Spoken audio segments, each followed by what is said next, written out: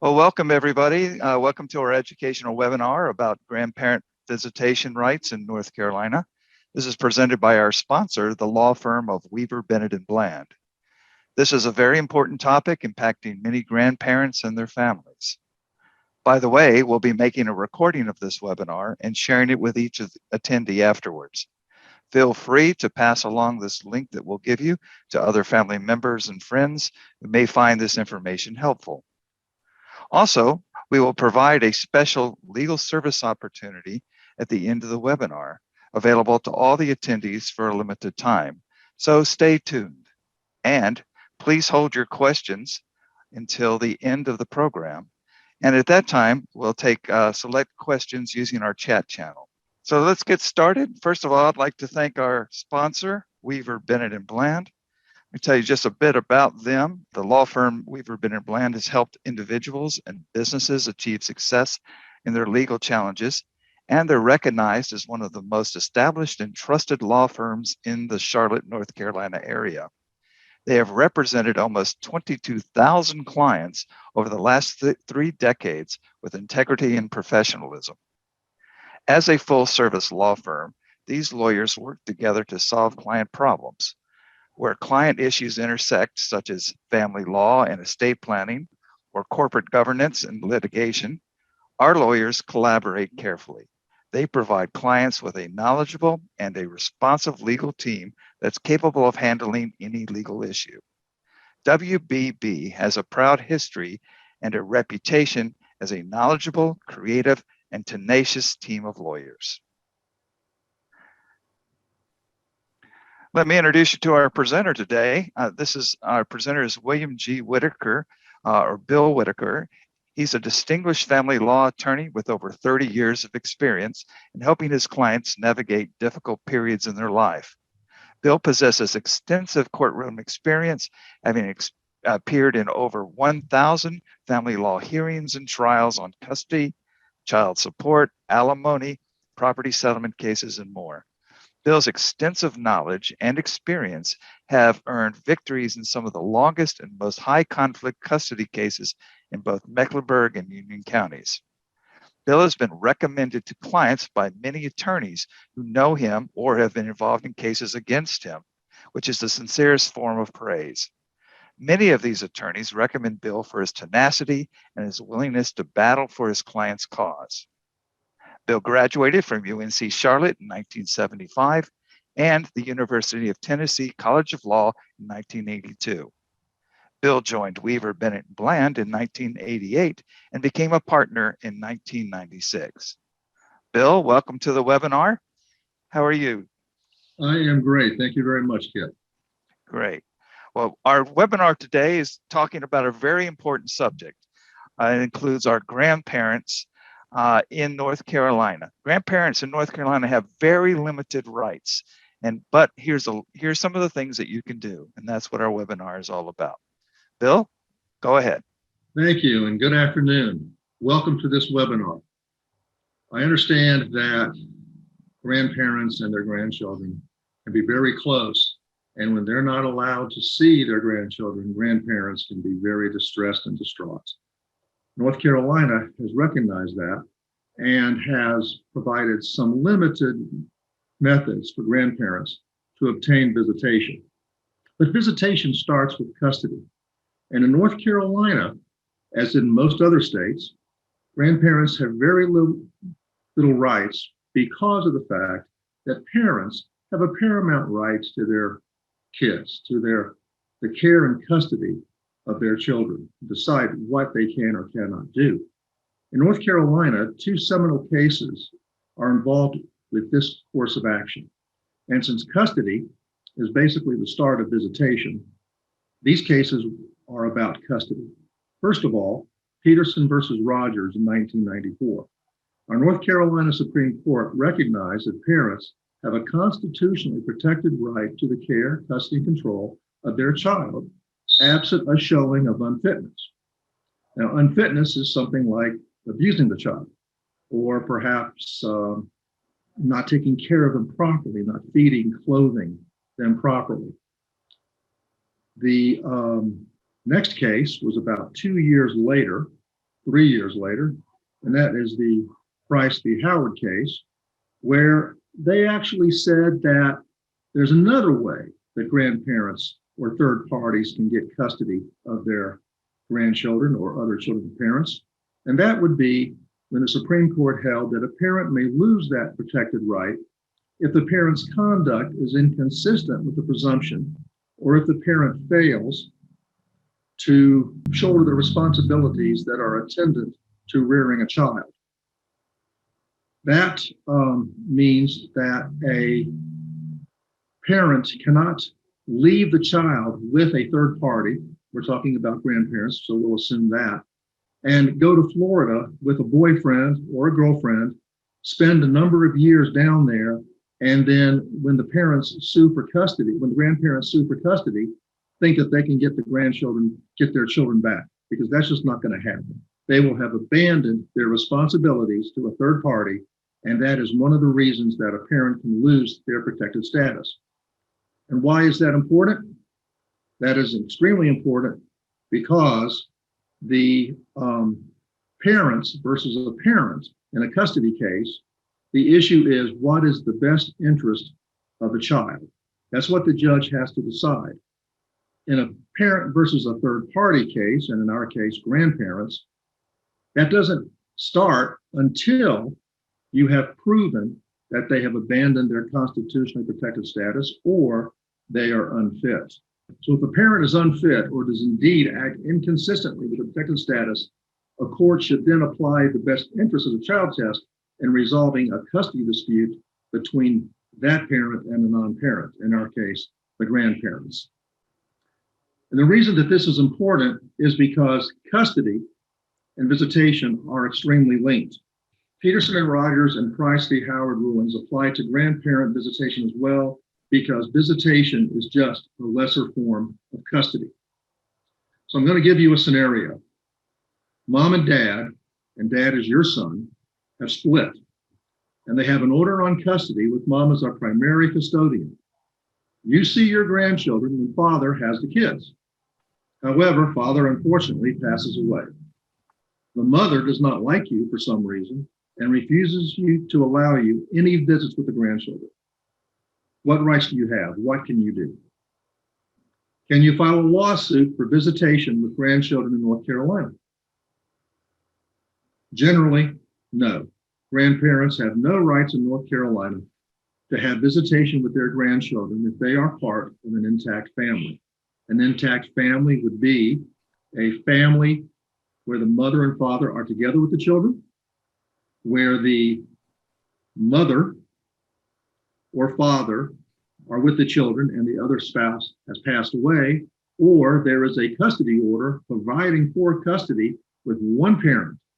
Then if that parent doesn't allow visitation during any other time but when the other spouse has that child, you cannot sue for visitation at all. They are an intact family and you cannot pursue them. However, there are some rights you do have. The North Carolina legislature has provided a few limited avenues for grandparents to obtain visitation. This right may be exercised if included in a court order by agreement, upon the discretion of the court, or after intervention in the case, which is the most common method. The first statute that allows this assistance to you is NCGS 50-13.5J. There will not be a quiz later on. This allows parents to add grandparents' rights within the consent order between the parents. So if they're in a dispute, they resolve their matter with the consent order. They can ask that the court provide grandparents' rights in that order. And whatever they do, the court will agree with it. This usually deals with both sets of grandparents. And these rights can be changed over time if there is sufficient change of circumstances with the appropriate motion. Now, this is rare because most parents, when they're in a dispute over custody, don't even think of the grandparents. They just want to get the case over and done with. So this is very rarely used.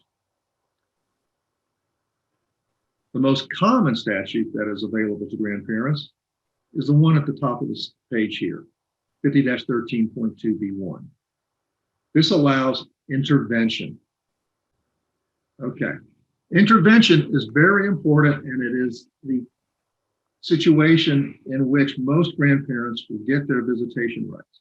But there must be a custody case ongoing between the parents for this to occur. You cannot just go ahead and file a motion based on this statute unless there is already a case going on between the parents. Okay, motion to intervene, that's what it's called. And I've said before, it's during a custody dispute between parents. How do you do it? You file a motion that alleges you have a substantial relationship with the children. And we'll talk about that again in a second, about what I like in those motions. Then you have a hearing before the court. The hearing before the court is to allow you to intervene. And in my opinion, based on this statute, grandparents have an absolute right to intervene in a case where they have simply alleged a substantial relationship. That's what the statute actually says. However, a lot of attorneys and some judges don't agree with that, and they make you go through the hoops of having a hearing. If you win that hearing and show that you do have a substantial relationship, the results of the motion are you are a party in the action, just like the parents are. You will be treated as a party. Your attorney is just like their attorney. And you will be invited to all the hearings, all the trials regarding that case. You will be able to present your evidence of the substantial relationship and why it's in the best interest of the grandchildren to have visitation with you at the end of the trial. And the final result is hopefully having an order which gives you that relationship. So the sample motion intervened. We don't have the whole motion here, just part of one, and it's hard to see. But the parties are who are involved. Mom, dad, the grandparents, they are all parties to the action.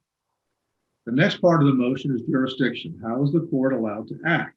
Well, they're allowed to act because North Carolina is the home state of the child, and we have jurisdiction for that reason, and the parties have been residents here for more than 6 months. You must allege a substantial relationship, multiple facts that show this unequivocally. And then you have the ask, the prayer for relief. What do you want the court to do? Now, in my motions to intervene, I asked my grandparents to provide me their history with the grandchildren from day one to the date we file our motion. I want every interaction between those grandparents documented. I want to have an allegation that goes from A down to SS or SSST, whatever you have. I want a ton of allegations regarding relationships, about how many times the grandparents visited, how many times they read to the children, how many times they took the child to the doctor, to the zoo. I want everything they paid for. I want to show the other attorney and the judges of such a substantial relationship that there is no reason to keep them out of the case, and there is absolutely every reason to give these grandparents visitation at the end of the trial. Okay, well, let's interrupt for just a second and see what our audience thinks about an important question related to the visitation rights for grandparents. So we're going to put up a poll in just a second, everybody. So the question is, when do you think that is the best time for grandparents to seek visitation rights? Is it after parental custody has been resolved? Is it during separation and before parental custody is determined? Or is it grandparents may sue for visitation rights at any time? I'm going to put up the poll now and let everybody give us your answer.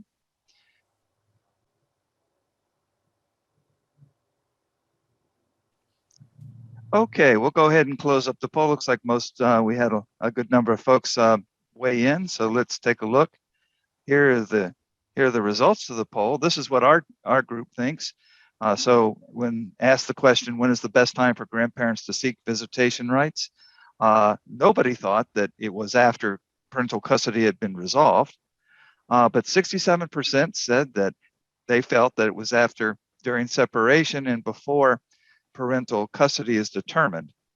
And 33% thought grandparents may sue for visitation rights at any time. So those are our results. And Bill, we'll ask you to tell us what is the real answer to that question. Well, 2/3 of the listeners were correct. It is during separation and before parental custody is determined. 66% is not a bad number there. I think that's pretty good. All right. What happens at a trial for custody with the interveners? Well, the first thing that happens is the parents get to go first with their case in chief regarding their custody relationship. So the plaintiff, whichever party that is, gets to go and be asked questions, call their witnesses, and they get to be questioned by the other side. And then they actually get to be questioned by the attorney for the grandparents. Then the other side goes and they get to present their evidence.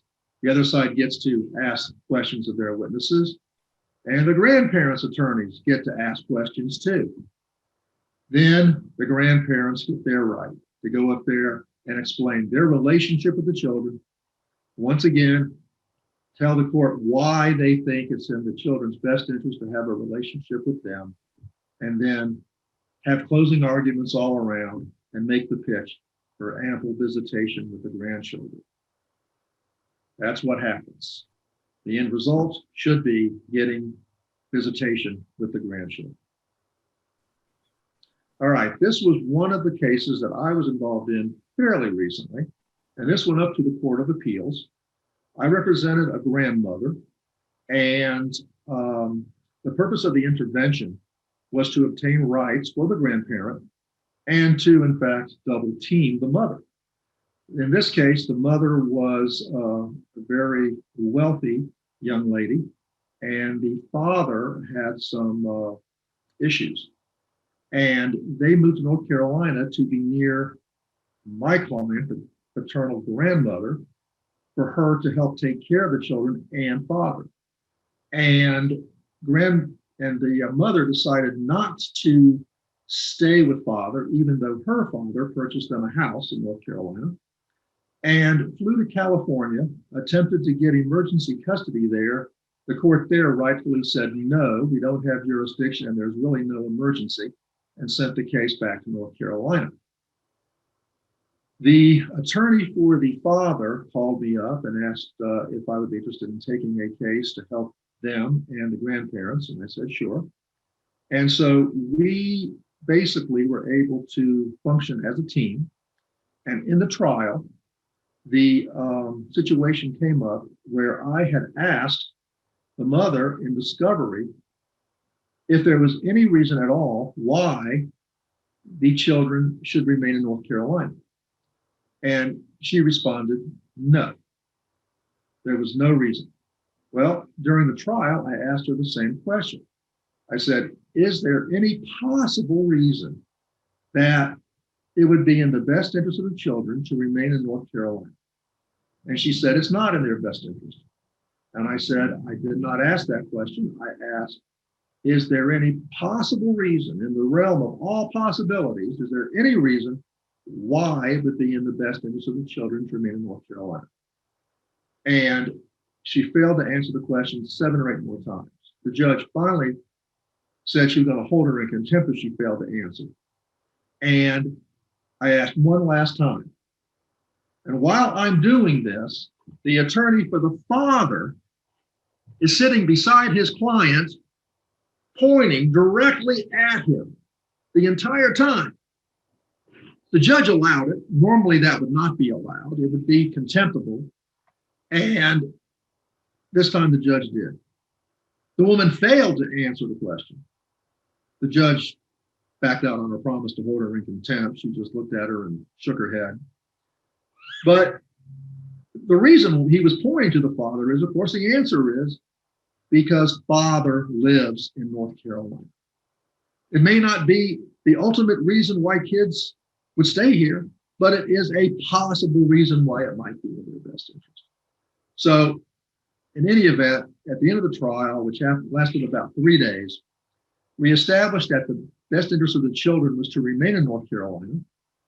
And my client got visitation. Now, the interesting thing about this is that she got some time on her own. She got a week in the summer, and she got a weekend every 2 months. But the main part of the order was really interesting, because if something happened to father, the judge ordered that grandmother could step into his shoes and get his visitation that he had with mother, which was almost equal. It was about 10 to 12 days out of a month. So that was an amazing result. We thought that was very well. An interesting highlight to that is when it went up to the Court of Appeals and the mother appealed the case. Her father in California called our firm to be her attorney to represent her in the appeal. And I said, I'm sorry, but I represent a grandmother in the case. Can't do it. So sometimes before trial, parents will decide to settle their case. Any number of reasons. They're tired of fighting. They finally agree on things. They're tired of spending the money. All of those are great reasons. Now, what happens to the interveners if they settle the case which exclude them? Well, even if the parents resolve the matter between themselves and fail to include a provision for the grandparents' visitation, the grandparents' action to seek visitation may still be heard. So you can still have your trial, present your evidence about your relationship, about wife's and the children's best interest, and a judge will still usually order some visitation for you. All right, now this is a case where it was not a visitation issue. This was actually a custody issue, but it shows how intervention works. This was another Court of Appeals case where I represented the father, and the mother had a father who was a lawyer. She developed some issues during the case, and they intervened. And they did have a substantial relationship, so I did not make them jump through the hoops. I didn't want to have my client spend money to have to argue a case where he wasn't going to win, probably. So they got to intervene, and we had a big, long trial about custody. Now, Mr. Rhodes won this case. Well, one of the interesting things that happened in this case is that the grandparent interveners were trying to show why he should be proven unfit or have abandoned his rights. And they tried to show that he was paying child support sporadically and in incorrect amounts over a long period of time. But if you added it up, it didn't amount to a hill of beans, because on the stand, I got the grandfather on the stand who was arguing the case, and we went down the numbers. And then I went down the numbers my client actually paid him, and it came out to about 26 cents in arrears. Well, as we had come to that conclusion, all of a sudden a quarter comes sailing out of the audience in the courtroom onto the table where I'm working. And the judge says, "What was that? What was that?"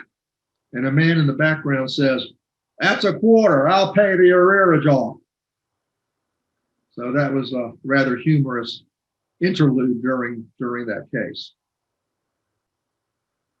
So how do you start the process of intervening? Well, getting visitation with your grandchildren.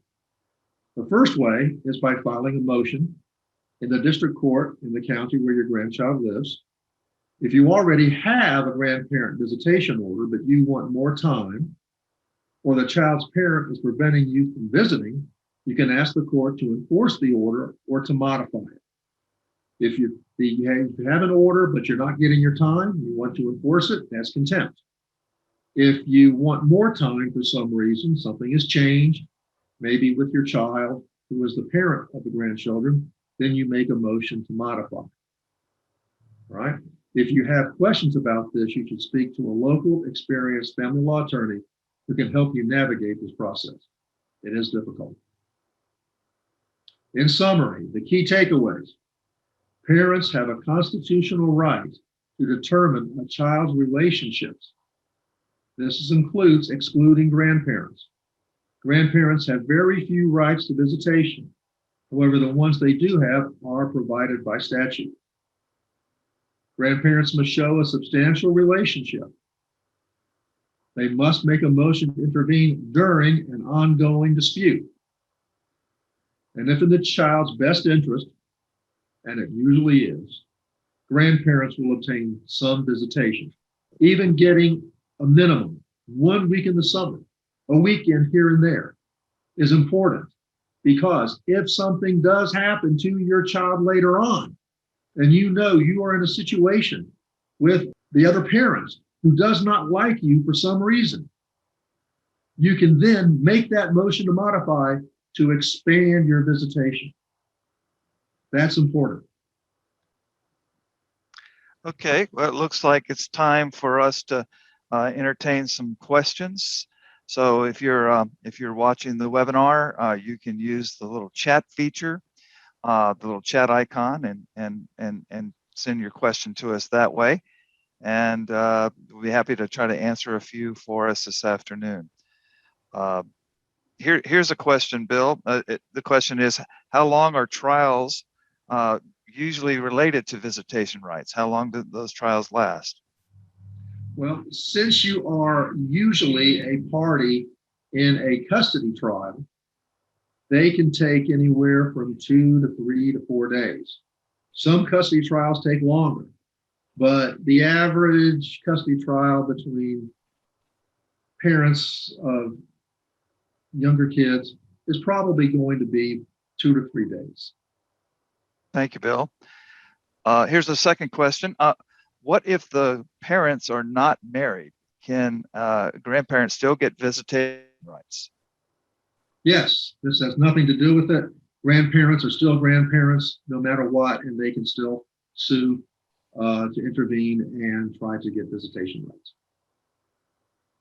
Okay, and here's another question.